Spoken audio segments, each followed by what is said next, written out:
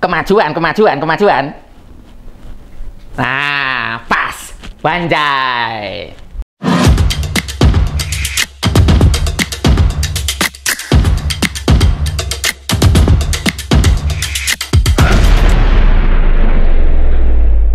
Kedatangan mereka mempertanyakan proses hukum terhadap petahana Gubernur DKI Jakarta Basuki Cahayapurnama terkait dugaan penistaan agama. Meski Ahok sudah meminta maaf, mereka akan tetap melakukan aksi demonstrasi di depan Istana 4 November nanti. Bahwa aksi bela Islam yang akan dilaksanakan pada tanggal 4 November 2016 yang akan datang ini merupakan jihad konstitusional, yaitu yang merupakan murni aksi penegakan hukum, bukan aksi sara. Nah, yang berikutnya yang kita juga ingin ingatkan lagi, tidak benar berita-berita yang beredar, fitnah-fitnah yang beredar, kalau aksi bela Islam yang akan digelar ini merencanakan chaos atau kerusuhan. Kita tidak pernah merencanakan untuk chaos atau kerusuhan. 212 100 night Arabian night. Enak, asik, wanjai. Kalau 212 itu tuh bantu. Ah, nggak masuk, nggak asik, nggak wanjai. Tapi kalau dibaca secara Indonesia 212 makin kesini makin kesana. Loh, kok malah wanjai ini? Wow, wanjai sekali. 212, sebuah gerakan yang menurut saya fenomenal sekali waktu itu. Tentunya semua itu ada sejarahnya. Jasmirah, jangan melupakan sejarah. Jadi kejadian itu, peristiwa itu dimulai sejak 2016. Nah, 2016 itu ada sebuah kejadian di mana seorang Basuki Cahayapurnama, BTP, T, karena ejaannya cahayanya kan pakai TJ itu, alias Ahok itu menista agama dan minta diusut. Nah, terus akhirnya para pembela yang merasa apa ya, wah ini harus diusut, ini nggak boleh dibiarkan. Nah, itu bersatu padu terus mengadakan aksinya itu pada tanggal 2 Desember. Iya, 2 Desember. Jadi kalau ditulis secara angka itu 212 itu 12 itu. Dude, 2 Desember. Ingat Dude itu saya ingat artis. Ternyata Dude, kalau nggak salah Dude Herlino itu lahirnya 2 Desember juga itu. Wow, banyak sekali. Apakah ini sebuah kebetulan? Saya juga nggak tahu. Ternyata seperti itu. Balik lagi ke 212. Namanya juga 212 simbol. Nah, pada zaman yang sebelumnya itu juga muncul 212. Tapi Wiro Sableng dengan kapak naga geninya itu ada angka 212 di dadaku. Kalau itu lagu itu ada angka 212 di kapaknya, kapak naga geni. Ada lagunya juga itu Wiro Sableng itu. Wiro Sableng, gurunya gendeng, muridnya Sableng, Wiro Sableng. Nah, itu dulu sempat jadi bahan apa ya? Bahan obrolan di banyak khalayak umum, dan peristiwanya memang fenomenal sekali, dimana itu dari berbagai daerah itu bersatu padu datang ngebis dan sebagainya untuk menekan itu, untuk mengusut kasusnya penistaan yang dilakukan oleh BTP itu tadi. Dari anak-anak kecil dari berbagai daerah naik bus berbondong-bondong dengan dress code putih-putih gitu kan. Putihkan Jakarta. Oh ya, ingat lambangnya itu satu, yang di tengah itu Monas. Karena titiknya itu di Monas, titiknya di Monas. Masif, secara masif itu. Bahkan ada anak-anak kecil, ada parade dan sebagainya gitu. Yang kata-katanya itu keras. kata-katanya keras itu. Si Ahok, lele si Ahok sekarang juga. Itu kalau saya ucapkan, wah nanti terjadi apa ya? Memicu keresahan juga, kekerasan juga. Karena kata-katanya itu nggak pantas diucapkan oleh seorang anak kecil. Sampai kesamplok mic-nya. Nggak pantas diucapkan seorang anak kecil berpawai membawa itu. Dan dari hasil demo-demo itu toh, aksi-aksi itu, Ahok divonis bersalah dan dijatuhi hukuman 2 tahun penjara. Oke, seorang Ahok meminta maaf dan menerima hukuman itu dan menjalaninya sehingga selesai tuntas. Apakah kemudian gerakan itu selesai? Oh, tentu tidak. Ternyata kejadian itu, peristiwa itu dimaknai suatu yang sangat potensial. Terbukti mereka nggak dibubarkan, kan ada kepanitiaan tuh, ada kepanitiaan, nggak dibubarkan, tetap kayak apa ya, kayak dipelihara gitu, dipelihara, dimanfaatkan. Dan ternyata memang setelah tahun 2016, 2017, cara-cara yang sama itu dipakai dalam perebutan DKI 1 waktu itu. Itu juga memunculkan sesuatu yang sangat krusial menurut saya, sangat-sangat kredit, sangat-sangat mungkin miris juga, karena beda pilihan itu terjadi, maaf kata, semacam pembulian dan sebagainya seperti itu. Meskipun sama-sama seagama, katakanlah seperti itu kayaknya kalau bukan dari golongannya itu sudah wah, nggak bisa diterima, sangat-sangat tidak bisa diterima gitu. Jadi wah, efeknya seperti ini ya gitu. Nah, setelah selesai, setiap tahun menjadi seakan-akan menjadi agenda kerumunan massal yang sangat banyak. Itu juga pasti ada potensi-potensi dan itu dipandang oleh orang-orang yang berkepentingan, dimanfaatkan, sangat-sangat terbuka peluang itu. Dan ternyata iya, tiap tahun itu ada semacam agenda reuni. Reuni 212 tahun ini. Nah, kemarin kan ada pandemi. Nah, itu ada semacam jeda. Enggak. Setelah pandemi selesai, itu muncul lagi gagasan reuni lagi. Yang bikin kita bingung itu, bukan bingung ya, ini ngapain sih reuni gitu. Yang ditiru siapa, kayak sekolahan aja. Ada yang lucu, netizen kan banyak juga. Ini sekolah enggak tapi reuni melulu gitu kan. Nah, terus ada yang lebih ekstrim lagi. Itu Nabi Muhammad ada perang Badar, menang, sukses, diberkati gitu, tapi nggak ada reuni perang Badar, nggak ada gitu. Wow, anjay sekali. Dan tuntutannya kalau yang awal-awal itu kan usut tuntas, penistaan, wah pesni sampai belibet-belibet, penistaan agama oleh Ahok. Sudah selesai, ganti. Tuntutannya itu kadang nggak kurang berbobot gitu, kurang berbobot, terus aneh-aneh macam-macam. Yang pada intinya kebanyakan bisa ditebak semua tuntutan itu.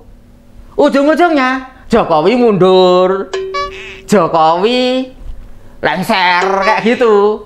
Itu ujung-ujungnya seperti itu. Kalau UUD kan ujung-ujungnya duit. Nah, kalau ini ujung-ujungnya Jokowi mundur. Apapun itu. Nah, semakin lama saya sebagai seorang awam melihatnya, auranya itu agak kurang. Seperti beda sama yang awal-awal itu. Kalau istilahnya orang Jawa itu obong-obong beladak. Awal-awalnya semangat, wah nggak karuan semangat, membara. Tapi lama-lama terus kehabisan energi. Ada banyak faktor menurut saya. Kenapa animo masyarakat itu semakin kesini semakin berkurang. Animo bukan antimo. Kalau antimo itu obat anti mabuk. Kalau animo, nah beda lagi. Antimo obat anti mabuk. Nah, mabuk kendaraan ada obatnya. Tapi kalau mabuk agama, nah itu yang sulit. Nah, termasuk mabuk agama keinget yang ganti-ganti. Itu juga tak lepas dari para tokoh-tokoh penggerak 212 itu. hashtag 2019 ganti presiden, itu juga apa ya, satu gerbong. Tokoh-tokohnya itu hampir sama, banyak yang sama, yang ganti-ganti presiden itu. Ternyata tahunnya berganti, presidennya nggak ganti. Nah, ada kayak memunculkan kubu-kubu gitu. Netizen ada yang menyebutnya BSA, barisan sakit hati. Wow, netizen kreatif sekali ya, banyak sekali netizen ini. Auranya menurun, animo masyarakat itu menurun terhadap 212. Ada, karena semua itu kan pasti ada punya nilai positif dan negatif. Nah, positifnya animo masyarakat turun itu apakah masyarakat mulai sadar? Bukan berarti kemarin itu pingsan, dalam arti yang sebenarnya, pingsan nggak sadar, ngelidak gitu.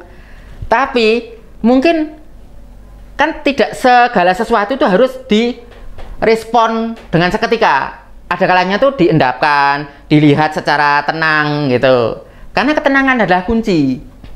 Kalau tahu ketenangan adalah kunci, ya wes, ternyata kok ini dimanfaatkan ya, misalnya seperti itu. Apalagi ini kan tahun 2023, di mana dekat dengan tahun 2024. Lalu banyak yang mengatakan bahwa ini adalah tahun politik. Apakah cara-cara yang seperti kemarin itu akan kembali dibangkitkan? Wow. Sebagai masyarakat kita harus cerdas dong. Apalagi generasi muda, ya toh. Generasi muda itu harus cerdas. Secara akses kan sekarang banyak. Internet juga sudah nggak sulit. Sudah nggak sulit berarti mudah. Itu sumber-sumber berita itu juga harus di cross check gitu kan. Seperti acara di TV-TV itu cross check gitu kan. Nah, harus di cross check, ditimbang-timbang gitu. Kalau anak kan ditimbang-timbang. Nah, kalau ini ditimbang-timbang. Terus jejak-jejak rekam jejak sampai ke balik-balik ya kan. Rekam jejak gitu. Kenapa menurun? Kemungkinan itu tokoh penggerak-penggeraknya itu juga sekarang juga mungkin itu sudah sibuk dengan urusannya masing-masing. Tokoh 212 itu kayak kemarin misalnya Pak Mardhani Alisera yang dulu juga vokalis dari aktivis gerakan itu. Sekarang mungkin juga agak kurang.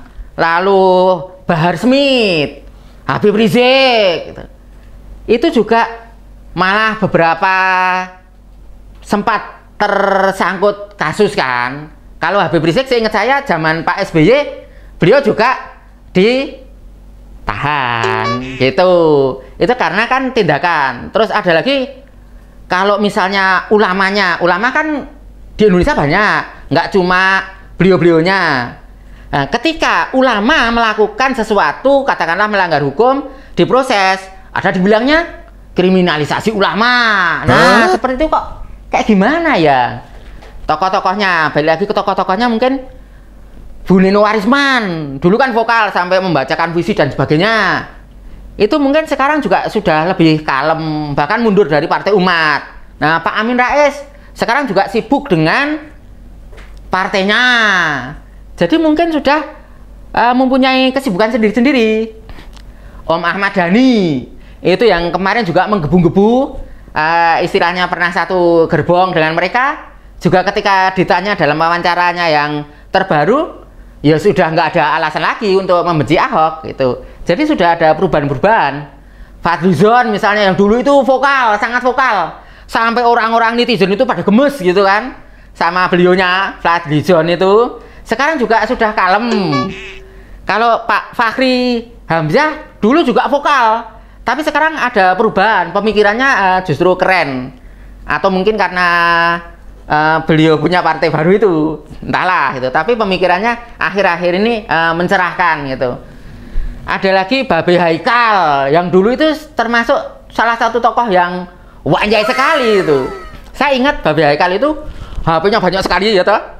HP-nya banyak sekali, terus ini sedang apa nih Babe gitu. Ya perang tuh gini, perang zaman sekarang, perang medsos. Ini semua senjata. Kurang lebih seperti itu. Nah, kemarin kabarnya ada berita ketemu sama Pak Prabowo. Jadi di dalam politik, gerakan-gerakan itu toh. Nah, terus di dalam politik itu nggak ada kawan atau lawan sejati.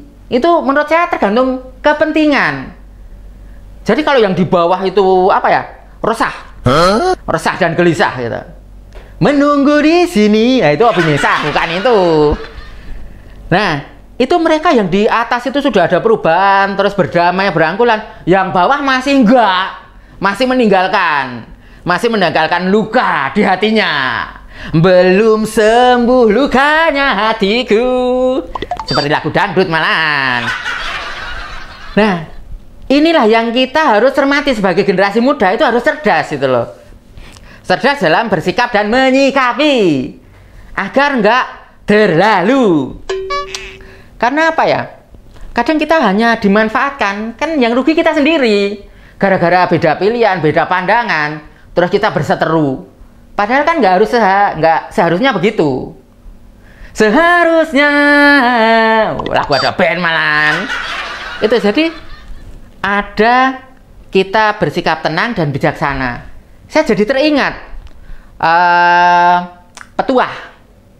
petuah atau mungkin kata-kata gitu dari